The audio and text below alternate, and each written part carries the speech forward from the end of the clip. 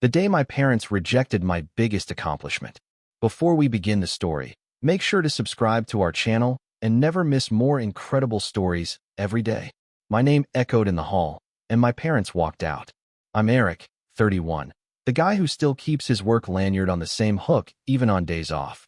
For 10 years, I chased one thing: getting my paramedic license and a full-time spot on Boston EMS. Not for the uniform or the sirens. For the kid I was, the one who watched his neighbor die waiting for an ambulance that came too late and swore he'd be faster. Tonight was supposed to be my victory lap. The city held the annual Medal of Public Service ceremony at the Heinz Convention Center, all marble floors and 2 bright chandeliers. I'd been nominated for a life-saving call last winter, the Mass Pike pileup where we pulled a mother and her toddler out of a crushed SUV. I didn't even know awards like this existed until my captain shoved the letter at me and said, "Show up in a suit, hero." I show up with a thrift store blazer, palms sweating, and a seat saved for mom and dad in the second row. Diane texted me all week about which tie looked professional enough. Mark promised he'd take off early from the accounting firm. I believe them because I always do. When the presenter says, "Paramedic Eric Bennett," my heart leaps like a dog off a leash.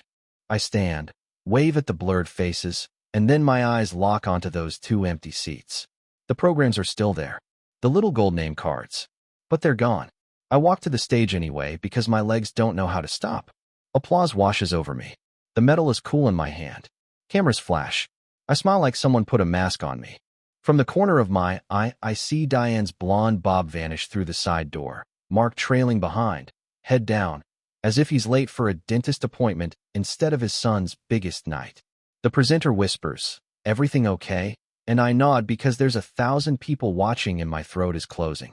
I don't cry until I'm backstage and the applause can't reach me anymore. And then my phone buzzes with mom's message. "We need to talk now." I thought the worst thing that could happen tonight was tripping on stage, but I was wrong. Something in that text felt like a verdict, not a conversation. I didn't know their rejection was only the first punch. If you'd told teenage me that my parents would ditch my award night, I would have laughed. Not because they were supportive, because the bar was already underground. Growing up in Quincy, the Bennett house ran on 2 rules: don't embarrass the family, and don't pick a career that makes people worry. Diane called it being respectable. Respectable meant quiet jobs, clean clothes, and no neighborhood gossip. When I was 16 and said I wanted to be a paramedic, Mom stared like I'd announced I was enlisting. "You'll see blood," she said. "Why would you choose that?" Dad didn't even mute the game. "You sure you aren't just trying to impress people?" he asked. Alex, my older sibling and the family's crown jewel, was already pre-med at Northeastern. Diane bragged about Alex to anyone trapped in earshot. "Future doctor," she'd beam. Me? I was the kid with a B in chemistry and a job at the hardware store. I wasn't dumb, just wired for hands-on work. I like being useful right now. The first time I rode in an ambulance, it was a volunteer shift.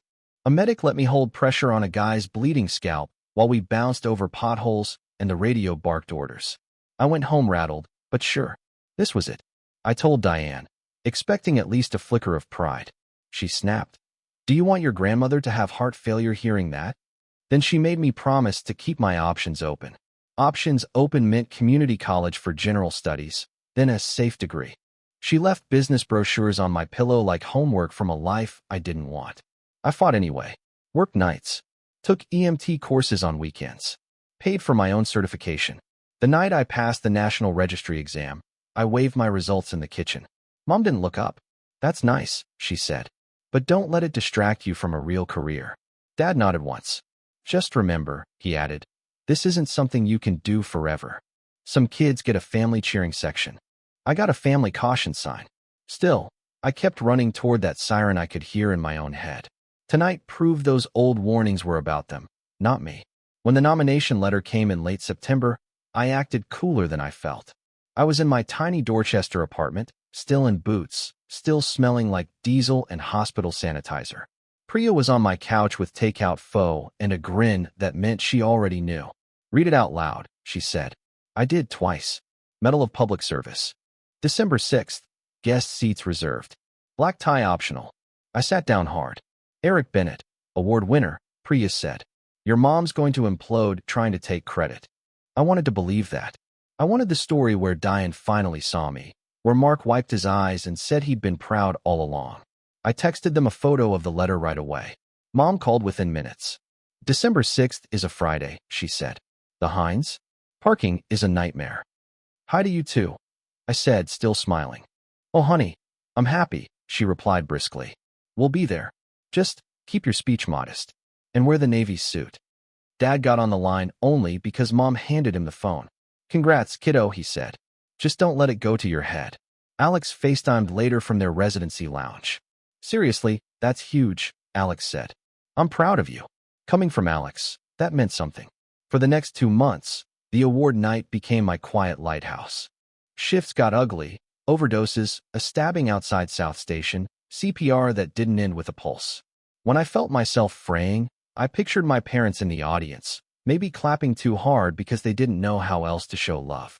The week of the ceremony, I traded shifts, so Friday was mine. I bought a tie Priya said was ceremony hot. I rehearsed a 30-second thank you in my bathroom mirror. I even practiced not looking for applause. Friday morning, I woke up early, nerves fizzing, and checked my phone. Mom had texted at 6:03 a.m. Call me when you're up. We might have a problem. My stomach dropped like an elevator cable snapping. I told myself it was about traffic, but my hands were shaking. I called her from the edge of my bed, still half asleep. Eric, listen, Diane said without hello. Your father and I, we may not make it tonight. I blinked. What happened? Your Aunt Patty's anniversary dinner is the same evening. Your grandmother expects us there. It's family. My brain lagged. Grandma lives in Florida. She's flying up for this. Mom lowered her voice. I can't tell her we're skipping because you're getting a little medal. A little medal? You said you'd come. We did say that, she replied, annoyed that I remembered. But priorities shift. You understand. I didn't. Can you do both? Ceremony's at 7. Dinner's at 9 in Braintree. Traffic. And you might be called up late, make a speech, drag on. We can't risk insulting Patty by arriving after dessert. Patty doesn't even like me. That's not relevant. Eric, you know how your father's side is. They look for reasons to judge. I'm protecting you, too. I heard Mark in the background. Tell him we'll catch the next one. He muttered, like awards were bus routes. Dad, can you talk to me? I asked, and she put him on. He sighed. Hey, bud, we're proud of you. We just have to show up for Patty's thing. Your grandmother is old. You know how much this means to her. Does it mean more than me? Silence. Then, don't make it like that. But it was like that. Something else was always more urgent. Alex's exams, Mom's galas, Dad's clients, some cousin's baby shower. I'd learned to shrink my needs so they'd fit around theirs. I swallowed hard.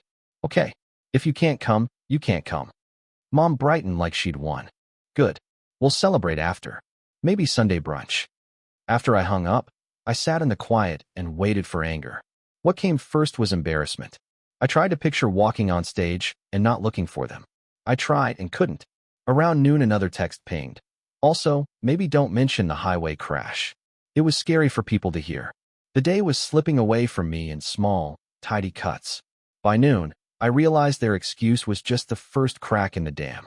I spent the afternoon doing the dumbest thing ever, defending them in my own head. Maybe Grandma really did fly up. Maybe Patty would freak if they were late. Maybe they'd show up after all, sliding into their seats, breathless but smiling. Hope is stubborn. Priya picked me up at 5. She wore a green dress that made her look like she belonged in those hotel ballroom lights. I looked like a kid borrowing his older brother's suit. You sure you want me to come in? She asked. It's not a family thing if they're not coming, I said, trying to sound casual. Inside the Hines Convention Center, everything was glossy and official. A color guard, a mayor, a banner about service. I scanned the rows anyway. Empty chairs. No Diane. No Mark. Priya squeezed my knee. Whatever happens, I'm here. When my captain introduced me, my chest went hot. He told the story straight. March 14th, 2024, Mass Pike, 14-car collision in sleet. He said I crawled through shattered glass, stabilized a woman bleeding out, and kept her kid breathing until the trauma team took over. I remember that day like a smell I can't scrub off. The room stood when my name was called. I walked up in a tunnel of applause. The medal was heavier than I expected. My hands shook when I took it. I turned to the audience, searching for two faces I'd been chasing my whole life, and found none. The empty seats were now filled by strangers who clapped politely. I smiled at them because what else do you do? Speech, the presenter asked. I hadn't planned to, but the mic was there, and the silence felt like a dare. Thank you, I said, voice breaking once. I do this job because people need help on their worst days. And because if you show up fast enough, sometimes you give a family their next day. Applause again, warm and real. Priya cheered like she'd won it herself. For a second, I let myself believe it was enough. Then I headed backstage, medal in my palm, and saw Diane and Mark by the side exit, already halfway out. Mom still had her coat on. Dad looked at the floor. Mom wouldn't meet my eyes as she pushed past me. Before I could speak, Mom hissed something that sliced right through me. We need to go, Diane said, like we were leaving a grocery store. Mom, what are you doing here? I asked. You told me you couldn't come. We came to see it, she replied. We saw it. Now we're going. Mark hovered behind her with his keys out. I looked at my medal, then at them. You came just to leave before I got off stage? Diane's mouth tightened. You know we have your aunt's dinner. You couldn't wait 5 minutes to say congratulations? She finally looked at me, but it wasn't pride. It was irritation. Eric, you embarrassed us. My brain short-circuited. How? Your speech. All that talk about worst days and family next day. People were staring at us. Staring because your son got an award. No, because you made it sound like we raised you in a war zone. You talked about blood and accidents. That's not appropriate. It was a life-saving award, I said. What else would I talk about? Mark cleared his throat. Your mother just means you made it intense. Dad, I saved 2 people.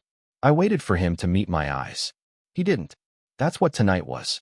He shrugged. We're proud, okay? But think about how things reflect on the family. There it was. Their favorite mirror. I felt something cold click behind my ribs. So you left because my story made you look bad. Diane exhaled like I was a chore. You always do this. You take something good and twist it into a pity party. And honestly, these awards are political. Don't let it inflate you. I stared at her. At Mark backing her by default. My hands started shaking again, but now it was rage. Priya had come looking for me. She stepped into the hallway and froze. What's going on? She asked. Diane's smile snapped on. Oh, hi, Priya. We're just reminding Eric to stay humble. Priya's eyebrows shot up. Humble about saving a toddler. No one asked you, Diane snapped. The hallway narrowed, like all the air got sucked out. I heard myself say, very quietly, get out. Mom stopped mid-step and turned back with a look I'd never seen. Diane stared at me like I'd slapped her. Excuse me, she said. Just go, I repeated.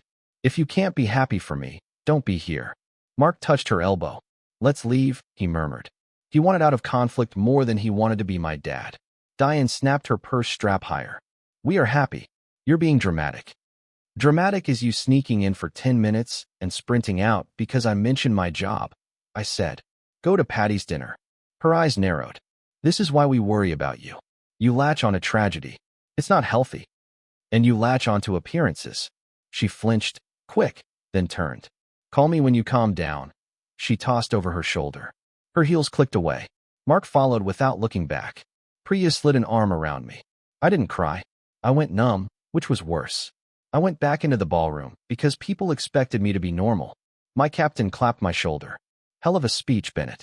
Coworkers bought me beers. I floated through it all like I was watching from a security camera.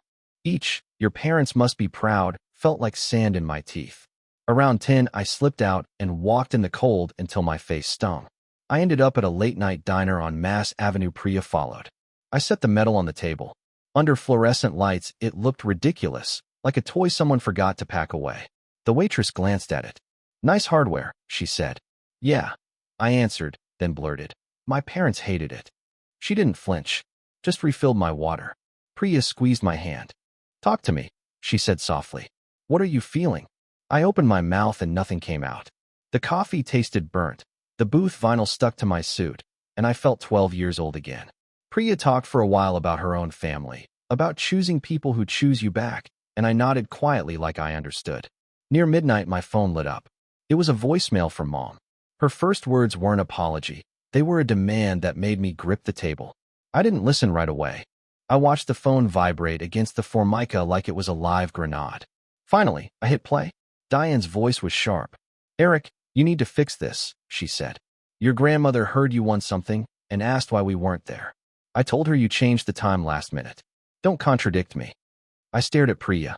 She mouthed, what the hell? Mom kept going. This family doesn't air emotions in public. You made us look like we raised a sob story. You'll call your grandmother tomorrow and apologize for the tone of your speech. And tell her the award is for your whole team, not you. A memory slid in beside her words.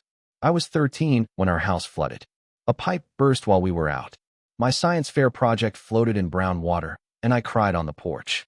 Diane grabbed my shoulders and hissed, stop it. People will see. We don't do emotions on front lawns. Later she told me not to milk it when my teacher offered a redo. That became her rule for everything. Anytime I felt something too loudly, sadness, excitement, pride, Diane treated it like a mess I'd made in a clean room. Mark's move was always to fade into the wallpaper, letting her handle the hard parts so he didn't have to. Even high school graduation followed the script. I got a small service scholarship. Diane clapped twice, then stood to film Alex's honors. In the car she said, nice, but Alex's is the serious one. Tonight was the same pattern with better lighting and a bigger audience. I was tired of shrinking. My accomplishment wasn't rejected because it was small. It was rejected because it was mine, and mine had never fit their image. I deleted the voicemail. Not dramatically, not to make a point. Just because I didn't want her voice living in my pocket. Priya watched me. Eric, she said, what are you going to do tomorrow? I looked at the medal and realized I didn't know. The next morning, my parents showed up at my door like nothing happened. I slept maybe 2 hours. Priya crashed on my couch, but my head stayed stuck on a loop. Empty seats, Mom's voice, Dad's shrug. Around 9 there was a knock that assumed I'd open. Diane stood outside in pearls and righteous energy. Mark hovered behind her with a bakery box, like carbs were a peace treaty. Morning, Mom chirped, stepping around me. We brought pastries. Let's not be weird. You don't get to act normal, I said. You walked out on me. Diane waved a hand. Don't exaggerate. We had a family obligation. We came, didn't we? To criticize me and leave. Mark set the box down. Let's just talk. Your mother was upset about the speech. She lied to Grandma and wants me to apologize, I said. Mom's eyes flashed. Because you put us in a position. If you had kept it simple, no one would have asked questions. You want me to shrink so nobody notices you don't show up. She stared at my medal like it offended her. You're being ungrateful. We've done so much for you. Before I could answer, Alex called. I put it on speaker. Hey, Alex said carefully. Mom told me you're upset. Upset is light, I said. Alex sighed. I'm not defending it. I'm saying you know how Mom is. Don't burn bridges over one night. Priya muttered. It wasn't one night. I jumped in. They always do this. Silence. Then Alex went softer. I watched the live stream. I kept waiting for them to sit down. They didn't. I was angry, Eric. You deserve better. I'm sorry I didn't call. Diane's jaw tightened. Alex kept going, voice firmer now. Mom, stop making his achievement about your reputation. It's not about you. Alex, you don't understand, Diane started. I understand too well, Alex cut in. You're doing it again. Mom reached for the phone, but I held it away. For once, she was the one left reaching. After we hung up, her smile came back, sharp, controlled. So this is what you want, she said. To turn your sibling against us? No, I said. I want you to face what you did. Mark swallowed. Maybe we should give you space. Diane didn't move. She opened her mouth, and I knew she was about to rewrite the whole night. She took a step closer, lowering her voice to that reasonable tone. Eric, this victim thing is exhausting, she said. You got your award. Be grateful. I am grateful, I said. Just not to you. Mark flinched. Diane's eyes went glassy cold. You think you can talk to me like that because you're wearing a medal? She asked. Let me remind you who paid your tuition. I almost corrected her. She hadn't paid for EMT school, but I knew facts wouldn't change her story. I'm not doing this, I said, and pointed to the door. Please leave. Instead, she pulled out her phone. Fine. If you want space, you'll have space. But don't expect the family to keep begging. What are you doing? I asked. Texting people you're not coming to brunch. She read as she typed. Eric is overwhelmed and needs time. Please don't bring up the award. It's sensitive for him. My stomach turned. You're telling them I'm ashamed? It's kinder than telling them you're angry at your parents, she said. We're protecting you. Priya stood. That's not protection. That's control. Diane ignored her. You'll apologize to Grandma today. If you don't, I'll handle it. That means you'll lie again. I'll smooth things over, she snapped. You don't understand what's at stake. People talk. I don't care if people talk. Her voice shook now. You want to be some hero in a uniform, but you don't understand the cost of humiliating your own mother. There it was, her fear under the polish. Not that I was hurt, that I was seen hurt. Mark finally said, Diane, let's go. She whirled on him, then back on me. If you keep this up, you will ruin this family. I laughed, low and tired. The family was ruined long before my speech. Her face twisted. I'm done. When you're ready to act like an adult, call us. She marched out. Mark followed, leaving the pastry box behind like evidence. The door clicked shut. Then my phone lit up with a group text from relatives I hadn't heard from in years. The message inside made my hands go numb all over again. The group text was from Aunt Patty, 2 cousins, and Grandma. We heard you had a hard time last night. Your mother says you're struggling. Call when you're ready to make peace. Diane's magic trick again. Make my feelings sound like a malfunction. My old instinct kicked in, to explain, apologize, smooth it over. Priya saw my thumb hovering. Don't, she said. Don't what? Don't run into the same maze. She slid my phone away. You did something incredible. Your parents couldn't hold it without dropping their own issues all over it. That's not your job to fix. I stared at the pale sun through my blinds. If I don't fix it, it stays broken. Maybe it should stay broken, she said softly. Some things only heal when you stop picking at them. I wanted to argue, but I was too tired. I'd been running toward sirens for a decade, and toward their approval for longer. Priya grabbed her coat. Come with me. To work? Yeah. We're driving to your station. You're going to clock in and let your team celebrate you. And after shift, I'm helping you find a therapist. Not because you're overwhelmed, but because you've carried this alone too long. What if cutting them off makes me the bad guy? I asked. Priya met my eyes. Being the bad guy in someone else's story doesn't make you wrong. Sometimes it just means you stop being useful. That landed like a defibrillator. Clear. Necessary.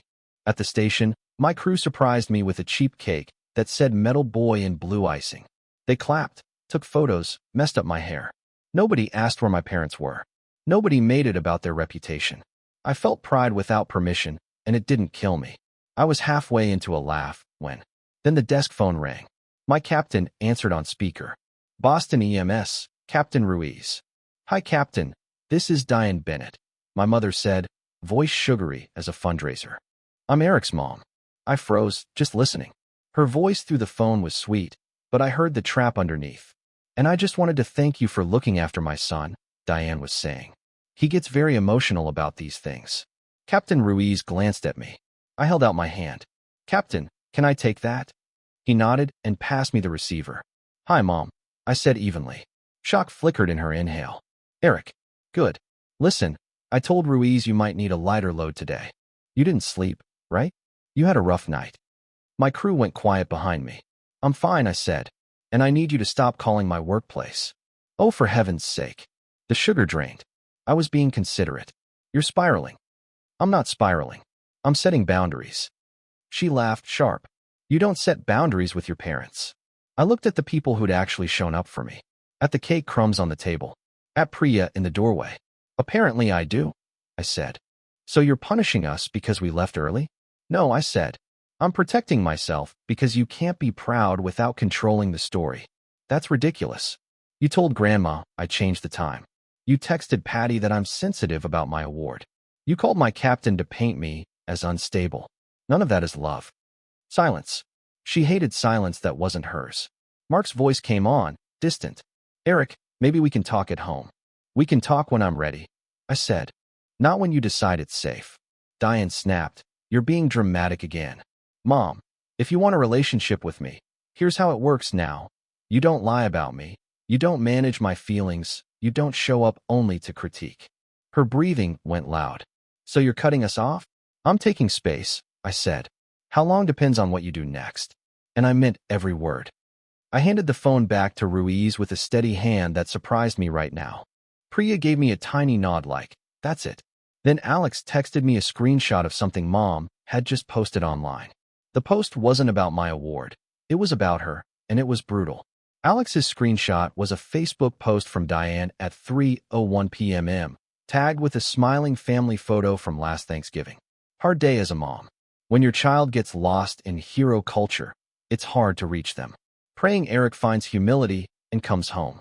Comments poured in below it. Heart emojis. Stay strong. Boys can be so stubborn. A few vague so sorries from people who hadn't spoken to me since high school. My crew stared over my shoulder. I felt my ears burn. Wow, Ruiz said quietly. That's something. Priya took my phone and scrolled. She's auditioning for sainthood. I wanted to fling the phone across the bay.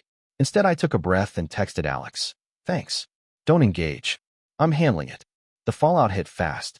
That evening, my voicemail filled with relatives asking if I was okay, if the job was too much, if I'd snapped. Diane's narrative was already doing laps around the family like a rumor on fire. At work, I paid a price too.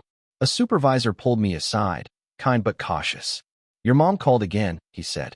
We're just making sure you have support. I do, I said. Not from her. He nodded, but I saw the note he was making in his head.